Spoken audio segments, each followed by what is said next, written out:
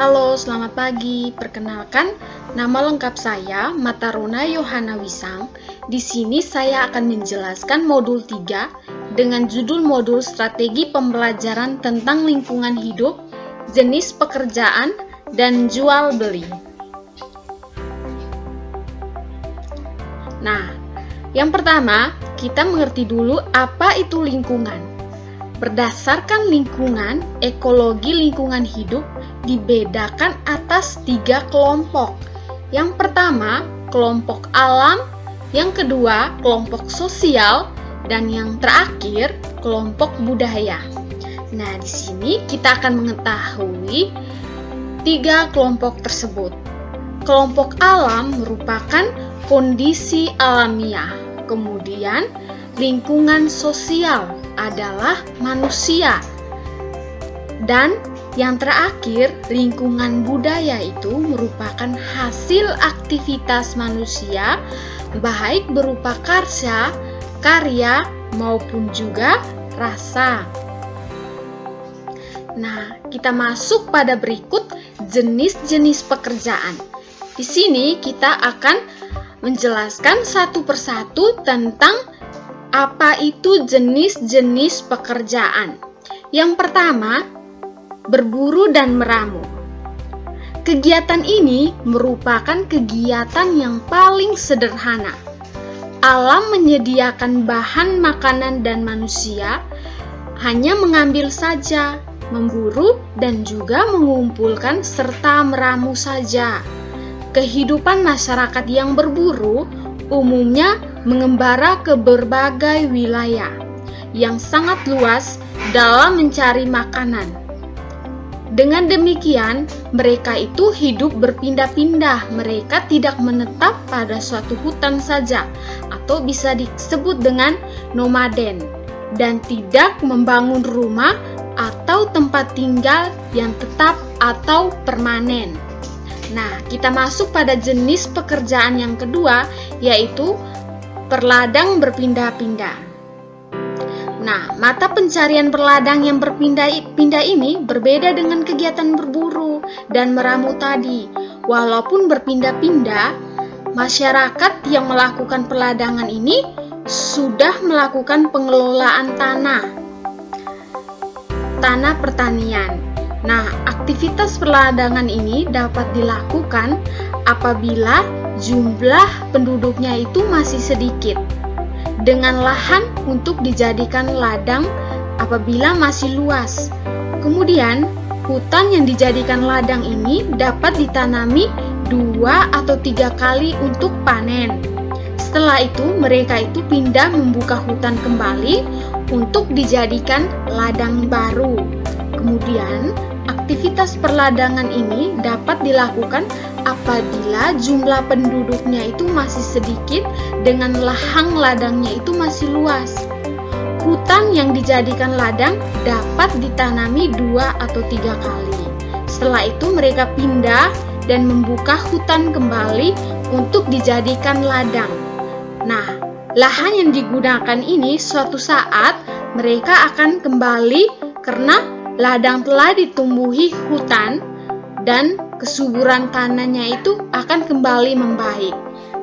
Kemudian kita masuk pada jenis pekerjaan yang ketiga, pertanian sawah.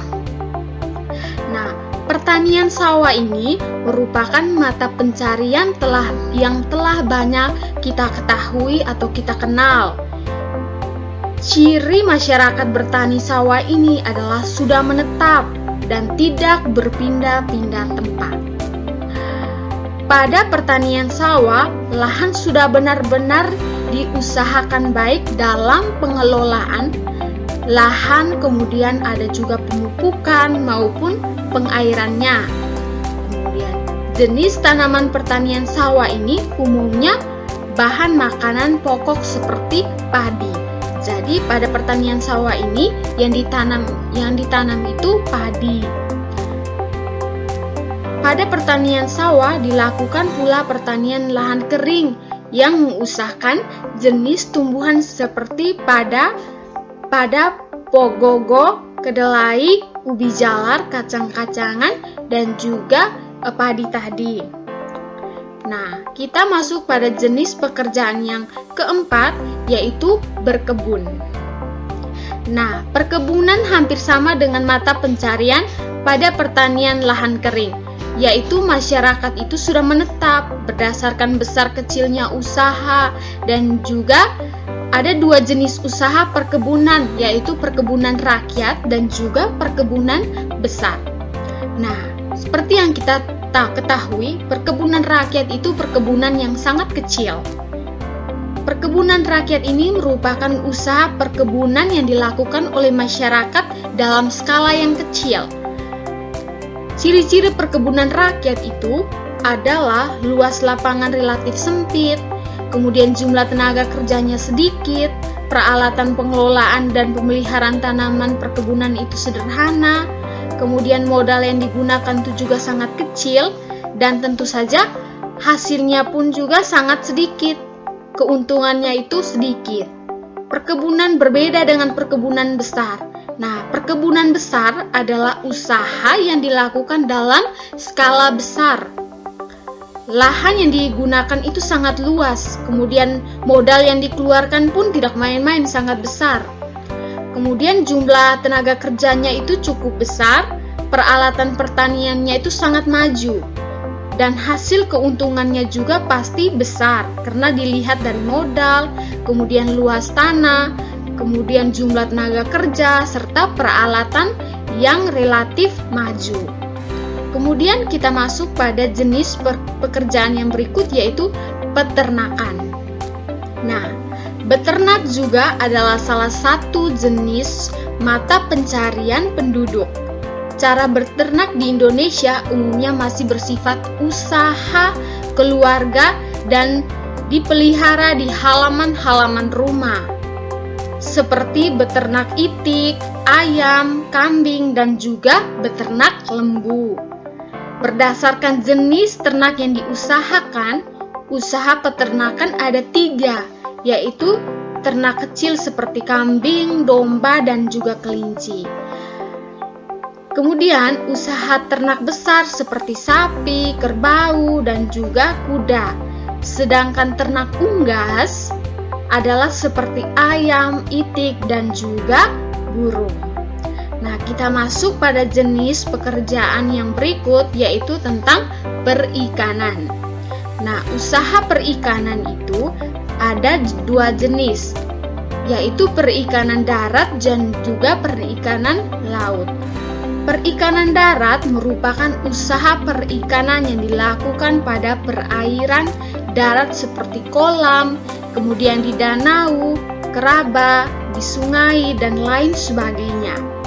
Nah, usaha pengelolaan ini dimulai dari pembibitan, pemupukan, pemeliharaan ikan, pemberantasan hama, dan pemanen. Adapun perikanan di laut dinamakan usaha nelayan. Jadi, nelayan adalah salah satu mata pencarian penduduk. Mereka hidup dengan cara menangkap ikan di laut, dan hasil tangkapannya itu dijual untuk memenuhi kebutuhan hidup mereka. Kemudian jenis pekerjaan yang berikut tentang industri. Mata pencarian penduduk industri banyak sekali jenisnya. Pokoknya semua kegiatan melakukan proses pengelolaan bahan menjadi barang atau pengelolaan bahan mentah menjadi barang yang setengah jadi adalah bagian dari kegiatan industri. Nah, jenis pekerjaan ini menjadi barang yang sudah jadi, antara lain dipengaruhi oleh kebutuhan manusia, yaitu kebutuhan pakaian, perumahan, hiburan, olahraga, dan lain sebagainya. Banyak kebutuhan manusia, banyak pula juga jenis pekerjaan di bidang industri. Di Indonesia, kegiatan industri dapat dikelompokkan berbagai klasifikasi, yaitu yang pertama, berdasarkan bahan bakunya. Kemudian ada lain sebagainya. Nah, kita masuk pada industri. Ada 3 industri di sini yang harus kita ketahui. Yang pertama itu pertambangan. Adalah usaha, panggilan sumber daya mineral, dan berbagai sumber daya alam lainnya. Jenis mata pencarian di bidang ini cukup beragam, yaitu mulai dari pemetaan, kemudian ada sumber atau galian, dan survei lapangan. Kemudian kita masuk pada industri yang kedua, yaitu perdagangan. Nah, jenis pekerjaan ini dapat dibagi 3 sesuai skala perdagangan. Misalnya pada perdagangan besar untuk eksplor disebut grosir atau penyalur, sedangkan perdagangan yang langsung dengan konsumen disebut pencerbaik dalam skala pertokoan. Nah, kita masuk pada industri yang ketiga, yaitu jasa. Nah, misalnya jasa pengantar barang, jasa penginapan, kemudian tukang sol sepatu, sopir angkot. Banyak sekali jasa untuk melayani orang lain. Nah, kita masuk pada tentang jual beli. Nah, ada 3 kebutuhan, ada berbagai kebutuhan. Yang pertama itu kebutuhan primer. Kebutuhan primer adalah kebutuhan pokok yang harus dipenuhi. Nah, kebutuhan ini agar manusia tetap survei. Nah, kebutuhan primer ini merupakan kebutuhan yang pertama harus dipenuhi oleh manusia. Kemudian kita masuk pada kebutuhan sekunder. Manusia tidak hanya memerlukan kebutuhan primer saja, tetapi di sini manusia juga memerlukan kebutuhan sekunder. Kebutuhan sekunder ini diperlukan untuk menjaga kenyamanan hidupnya. Kemudian kita masuk pada kebutuhan tersier. Nah, kebutuhan tersier dari namanya itu tersier, berasal dari bahasa Latin yang berarti ketiga, merupakan kebutuhan ketiga setelah kebutuhan primer dan juga kebutuhan sekunder. Ada kalanya kebutuhan tersier ini dibagi sebagian orang merupakan kebutuhan sekunder bagi sebagian yang lainnya. Misalnya itu TV, kemudian berwarna bagi orang yang di desa terpencil, merupakan kebutuhan sekunder bagi orang yang tinggalnya itu di kota. Barang-barang mewah merupakan contoh dari kebutuhan tersier ini. Misalnya villa, berlian, kemudian mobil Ferrari, dan lain sebagainya. Nah, kebutuhan kita masuk pada berikut. Kebutuhan sosio-budaya yang sangat erat kaitan dengan faktor lingkungan dan tradisi masyarakat serta dengan sifat-sifat psikologi manusia. Nah, kebutuhan sosial adalah kebutuhan yang dikarenakan tuntutan hidup masyarakat yang di tempat tinggalnya. Seseorang memiliki kedudukan tertentu di masyarakat mengharuskan orang mempunyai atau melakukan upaya yang dipandang pantas. Sedangkan kebutuhan psikologi berhubungan dengan kebutuhan sifat rohani manusia. Misalnya kebutuhan akan rasa nyaman, kemudian rasa dihargai, kemudian ada kebutuhan keamanan dan juga ketentraman hati. Misalnya kebutuhan akan rasa aman tadi.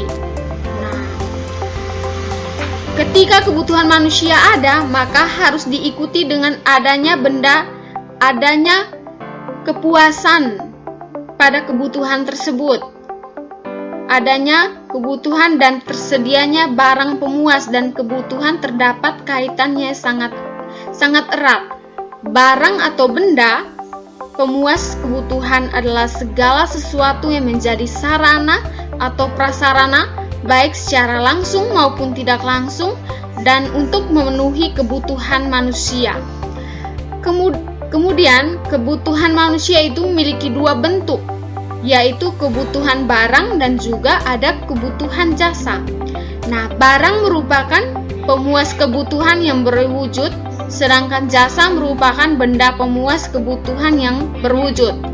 Alat pemuas kebutuhan tersebut diperoleh dengan cara dibeli dari seseorang melalui alat pembayaran atau uang, yang kita kenal dengan sebutan tadi uang. Nah, sebelum dikenal alat tukar atau uang, orang memenuhi suatu kebutuhan dengan cara menukar apa yang dimilikinya dengan apa yang tidak dimilikinya dari orang lain, kemudian dikenal dengan istilah barter. Sebagai tempat pertemuan antara penjual barang atau jasa dengan pembelinya, dikenal sebagai pasar. Nah, pasar dalam arti sempit adalah tempat di mana pada umumnya itu barang atau jasa diperjualbelikan.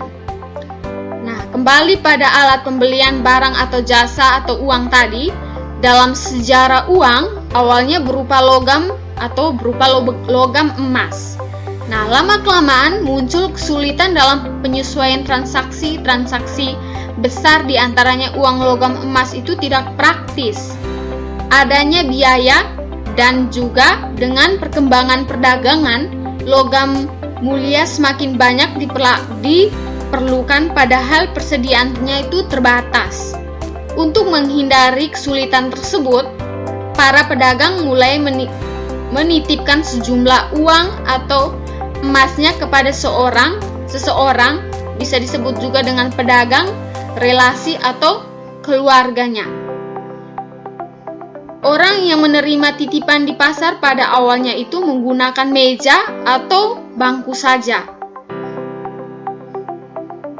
Atau dalam bahasa Itali, bangku banca, sama dengan banca.